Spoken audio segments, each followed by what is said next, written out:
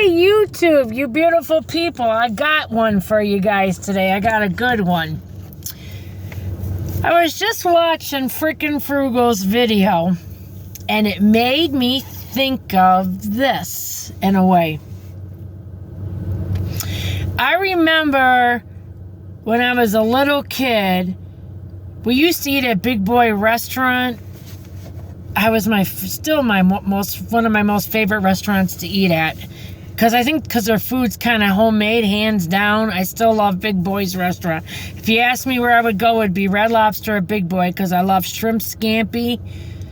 And yeah, their shrimp scampi at Red Lobster, I'd run in traffic for.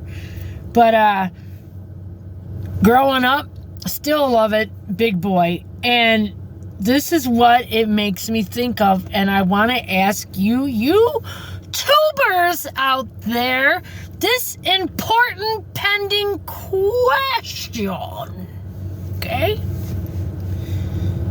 Any of you ever not like something when you were a kid, or think something was weird when you were a kid, or even as an adult, and then didn't eat it till years or sometime later and was blown away? And I'm going to give you one of my 4 instances. When I was a kid, they always had the Big Boy, the placemats, was pictures, usually of their desserts on there. I was like the ice cream, I'd always go. I've been an ice cream junkie my whole life, real bad, and it's really bad in my family. That's one of the reasons why I'm so fat. My dad and my aunt, I thought I was bad.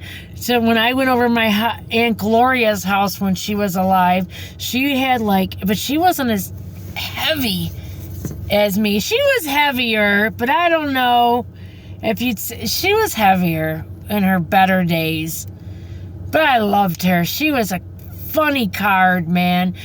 I thought I was bad with ice cream. I remember one time we went over there, she had 30 gallons of ice cream in a freezer. Her weaknesses in life, because my dad was the youngest of 6. They grew up real poor. And I need to crack my neck. They grew up real poor.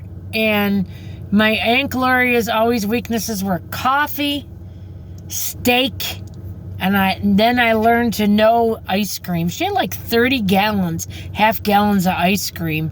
And she would wait till they were on sale. Or I'd say maybe 20.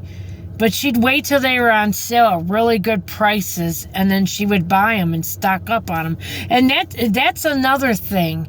When people have money, you can save money, because then you can watch for deals that blow you away and get things and have things.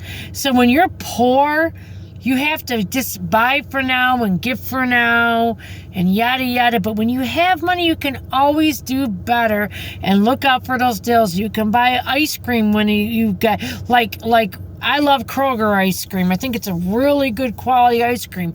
When they have it 4 for $10, or sometimes have it 5 for $10, a super blowout deal like that. You don't get no better than that. 5 for $10.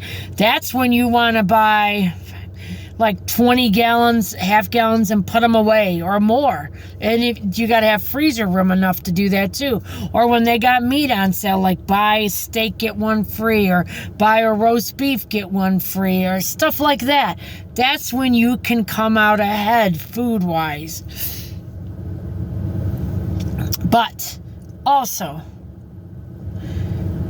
going back to the point, they had the menu. I always get off the point with you guys because I get on something else. But that's okay. I'm going to rally myself back to where I was going. They had a little paper placemat, and it was all of their desserts to show you. So you obviously, it's an upseller to get you to buy something else after you're buying your dinner. I always thought the pecan pie picture was dog food. I used to say to my mom and dad, that looks like dog food. What is that garbage? Pecan pie. Well, I didn't have pecan pie till I was 30-some years old, and it blew my socks off. That is my most favorite pie. And the reason why I'm saying that, frickin' frugal Amy, a.k.a. Daddy Dwayne, found like 5 pecan pies, and they're expensive, and I don't care where you go to get a pecan pie. They're like pretty much $10 pies anywhere you go. Maybe Aldi has them for $7 or $8, but yeah, that's still a lot to me. And to me, they're so good. And I think she was saying like ice cream. Oh my God. It's just, yeah, vanilla ice cream or something, or Coop.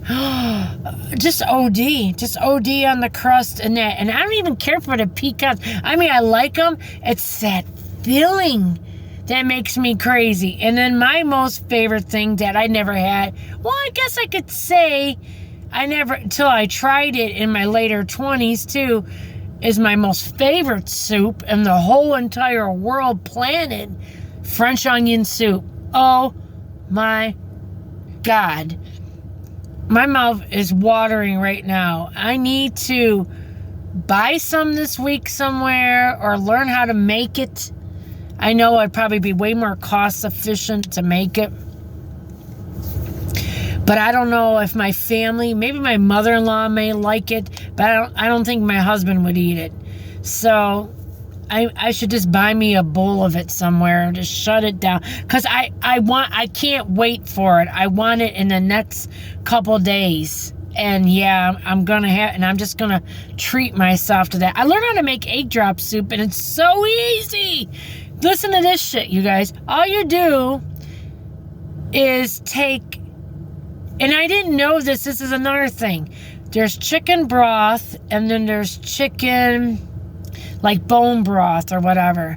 I didn't like the way that tastes, and I don't know if it's because I had it from a store. Maybe their brand wasn't as good, but I like just regular chicken broth. And I learned from Simply Sarah on YouTube, all you do is boil chicken broth, right? You get like a kettle this big. You crack open 8 to 9 scrambled eggs. You stir the hell out of them real good in a separate bowl. You bring that chicken broth to a real good boil. It's got to be boiling really good. Turn it down to a medium-low heat and slowly pour your scrambled eggs in really slowly, like ribbons. That's the best way to describe it. And keep doing it and stirring it. You got egg drop soup. And darn it, I made a big batch of it the other day to take to where I work. You guys see me some of these videos. I'm working in that factory. That's like a mortgage place in Pontiac where I don't like, because it's an hour away from me. And I put way too much salt in it. I ruined it. So not wasting it. It was just way too much salt. Nobody would have wanted that. I don't know what I was thinking. I was trying to hurry so much that day. So to solve that problem, I wasn't wasting that. What I did when I went home, because that's all expensive. Eggs are, in case anybody don't know, eggs are $1 million a store. So I didn't waste it. I gave that to the cats outside. Oh my God, you guys, there wasn't a drop left because they got eggs and protein and chicken. They love that, and it warmed their little souls up. Oh my God, that I put it in another, bowl for the cats. Oh, they love that. So it didn't get wasted, and I try to build my cats up too because they're outside for winter and stuff. So I try to give them extra. Any way I can build them up, I try to. But yeah, they love that. It was way too salty, but that's okay because they don't always eat like that. And they had all those eggs in there and chicken broth that did their little bodies good. But I also made with that, why I was so pissed off, I made, and it tastes just as good as a restaurant, and I can't believe that little old me, that I'm not as good as a cook as somebody like Amy from Frickin' Frugal. She's awesome. I make badass fried ragon, and it's so expensive in these Chinese restaurants. For you usually don't get 5. An order of them is like 7 or 8, 9 of them in a restaurant. They want $12, $13, $15 for them, and that's just an appetizer. Oh my God, you guys. Go to Kroger, where I go, and it's vegan, like wonton wrappers is what they are. Comes in a big package. There's 2 big squares of them, right? I get a package, and it isn't that expensive of their fake crab. Actually, I think it was on sale last time for $3 something. There's quite a bit of crab in there, and you want to dice it up as small as possible. You want it to be really, really, really small. You cut up scallions, green onions, scallions, very micro thin, good couple big tablespoons.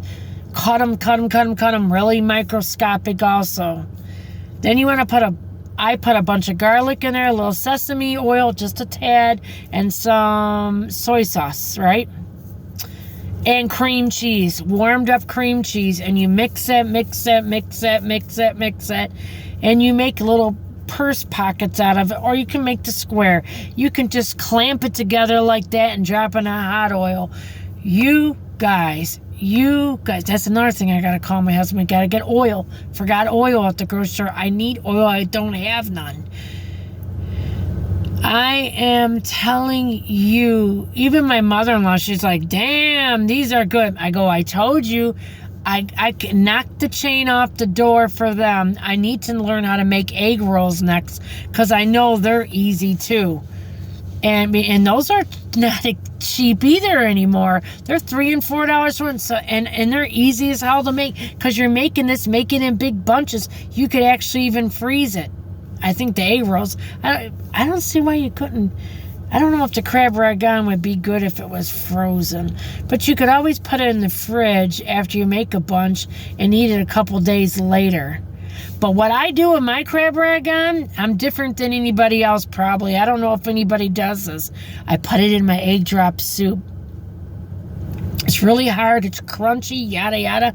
I like it when it gets a little softer, and my soup I just love it with the cream cheese, with the chicken broth, and it just tastes so good to me. I did learn that years ago going in a Chinese buffet, and it was all you could eat for $4.95 right by my house. I used to take all my Ma's Inquirer magazines and all that, and that was like my mental escape. And I'd go sit there for an hour or two, and it takes me forever to eat. I'm a slow eater. You think as fat as I am, I'd be eating houses up. I'm the slowest eater in America.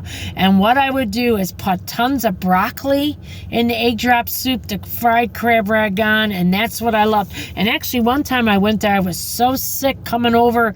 I wasn't contagious nowhere. I couldn't get rid of this upper respiratory cold, and I just couldn't breathe. I just ate soup after soup, and I'm telling you, that got me better that day. I remember that. I'll never forget that. That's a thing I can recommend. There is something in chicken soup that does get you better when you are sick. I don't know what it is. There's something. And I believe in it wholeheartedly. And since I lost my mother and my aunt told me, and I rely on my aunt, and I worry because she's going to be 84 this year. She's still sharp as a dime. But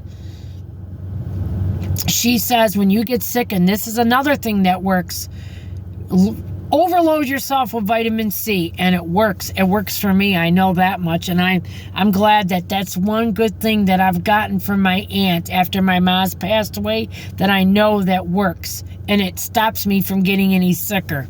So I could pass that on to you guys. Just like go crazy with the orange juice and vitamin C tablets for a day or two. It helps your body give back what it doesn't have, and it helps you fight that.